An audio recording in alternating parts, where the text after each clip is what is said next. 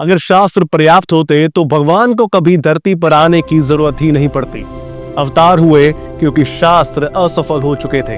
ये बात असहज लगती है, लेकिन आज हम यही समझेंगे भगवान को स्वयं क्यों आना पड़ा, किसी ऋषि को ज्ञान देना, किसी देवदूत को भेजना क्यों पर्याप्त नहीं था।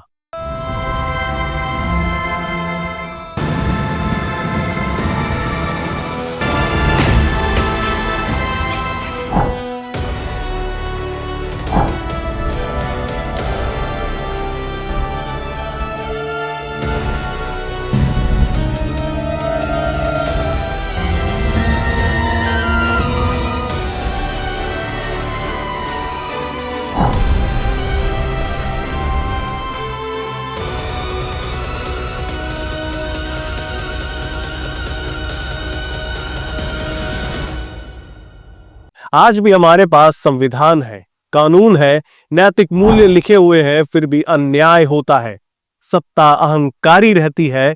अगर आज किताबें काफी नहीं है तो सोचिए हजारों साल पहले सिर्फ शास्त्र कैसे काफी होते।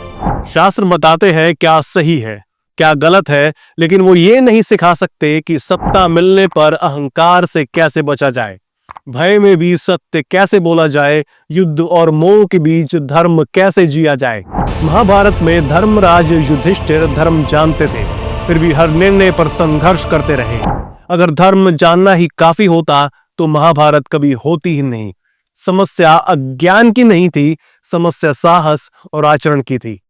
जब धर्म केवल बोला जाए और जिया जाना बंद हो जाए तब ग्रंथ पर्याप्त नहीं रहते, तब धर्म को चलता फिरता उदाहरण चाहिए। यहीं से अवतार का तत्व शुरू होता है। अवतार का अर्थ कर्म के बंधन में जन्म नहीं लेता। अवतार का अर्थ है स्वेच्छा से प्रकट होना। भगवान कहते हैं इस बार मैं इसी सीमा में काम करूंगा। अवतार का अर्थ है सत्य को शरीर देना ताकि मनुष्य उसे केवल समझे नहीं बल्कि चलता फिरता हुआ देख सके। अवतार चमत्कार नहीं होते, वे लाइव डेमोन्स्ट्रेशन ऑफ धर्म होते हैं। अगर भगवान केवल आदेश देते तो लोग डरते, अगर केवल दंड देते तो लोग झुकते, अगर केवल चमत्कार करते तो लोग चकित होते।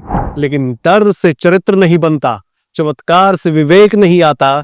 राम कभी चमत्कार दिखाकर धर्म नहीं थोपते, वे पीड़ा सहकर भी मर्यादा नहीं छोड़ते। धर्म डर से नहीं टिकता, धर्म अनुभव से टिकता है। भगवान विष्णु का कार्य है स्थिति और संतुलन।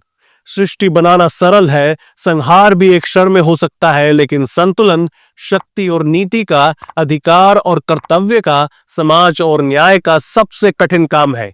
जहां संतुलन बिगड़ता है वहीं पालक उतरता है, और जहां भगवान नहीं उतरते वहां जिम्मेदारी उतरती है। महादेव माने शिव व्यवस्था नहीं चलाते, शिव जड़ता तोड़ते हैं। जब अहंकार इतना मजबूत हो जाए कि नियम भी बेअसर हो जाए तब परिवर्तन केवल झटके से आता है। इसलिए शिव उग्र रूप लेते हैं, नियम तोड़ते हैं। जहां सुधार असंभव हो जाए वहां शिव आते हैं।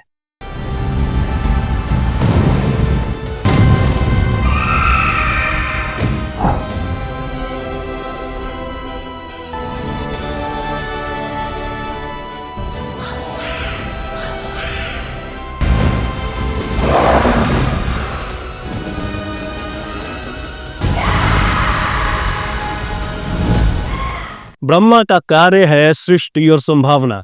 सृष्टि नैतिक नहीं होती, वो न्यूट्रल होती है। अग्नि भोजन भी पकाती है और घर भी जलाती है, उसका उपयोग कैसे होगा ये मनुष्य तय करता है। इसलिए ब्रह्मा हस्तक्षेप नहीं करते, वे व्यवस्था बनाते हैं। मनु, प्रजापति, ऋषि ये सिस्टम बिल्डर्स है। स्रोत हस्तक्षेप नहीं करता, वो सिस्टम बनाता है। अब यहां पर उठता है एक बहुत अहम सवाल, अगर एक युग में भगवान आ गए थे तो उसी युग में बार बार अलग अलग अवतार क्यों लिए गए? क्योंकि युग समय नहीं है, युग एक मानसिक स्थिति है। एक ही समय में कहीं हिंसा, कहीं सत्ता का अहंकार, कहीं धर्म का भ्रम। अब सोचिए, क्या एक दवा हर बीमारी ठीक कर सकती है? नहीं। इसलिए जहां नियम काम कर रहे थे वहां राम आए, जहां नियम ही समस्या बन गए वहां पे नरसिंह भगवान आए, जहां सत्य सीधे बोलने से काम नहीं कर रहा था वहां खुद श्री कृष्ण आए। जो लोग कहते हैं एक अवतार काफी था, वो ये मानते हैं कि हर समस्या एक जैसी होती है। अवतार का अर्थ सारी शक्ति लेकर उतरना नहीं है। अवतार का अर्थ है एक सीमा स्वीकार करना। राम सब कर सकते थे लेकिन उन्होंने मर्यादा नहीं छोड़ी। कृष्ण सब रोक सकते थे लेकिन उन्होंने रणनीति चुनी। नरसिंह ने नियम तोड़े क्योंकि नियम ही समस्या बन चुके थे। धर्म हर बार एक सा नहीं दिखता लेकिन हर बार अपने मूल से जुड़ा रहता है। एक सीमा में रहकर हर समस्या हल नहीं होती, इसलिए एक ही युग में अलग अलग अवतार हुए।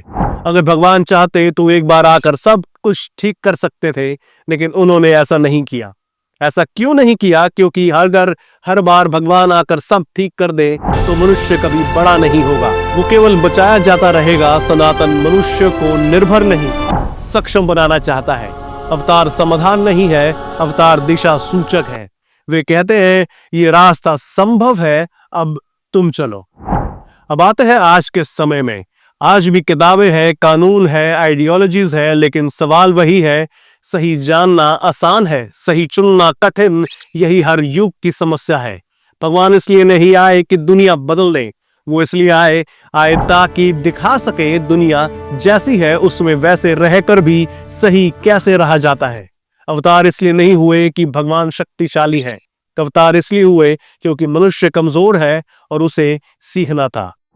और इसी के साथ दोस्तों, मैं हूं तरुण और ये था आज का तत्व। अगर वीडियो पसंद आई तो उसे लाइक करें, दोस्तों के साथ शेयर करें और आप भी मेरी तरह अगर सच्चे सनातनी है तो हमें सपोर्ट करने के लिए चैनल को अभी के अभी सब्सक्राइब कर लें। और अगली बार तक के लिए जय सनातन, नमस्कार।